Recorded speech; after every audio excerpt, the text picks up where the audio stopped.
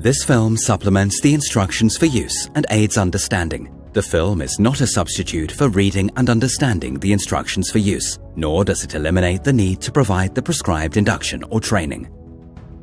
This film introduces two devices, the Dräger X-am 3500 for the measurement of up to 4 gases, and the Dräger X-am 8000, which can monitor up to 7 gases. This video shows the X-am 8000 with only 4 sensors. The handling of the X-am 3500 works in the same way as for the X-am 8000. The pump adapter must be screwed on in order to turn on the pump. To do this, place the pump adapter on the thread of the front cover, then align and tighten. The pump will turn on automatically. Always use the pump adapter with the dust and water filter.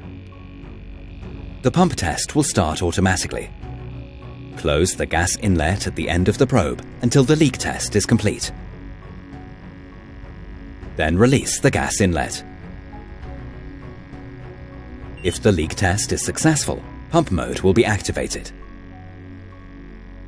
If the pump test is unsuccessful, check the probe, hose and adapter as required and repeat the test. Once the device has passed the test, it is ready for operation in pump mode. Before every measurement, flush the sampling hose or probe with the target gas. Flooding is required to reduce negative influences, such as the gas transport time, for example. As a rule of thumb, a time of 3 seconds per meter can be assumed for standard gases. Wait until the values on the display appear stable. Special gases may require more time. Please note, after flooding with aggressive gases, purge the pump with clean air for several minutes in order to extend the pump life.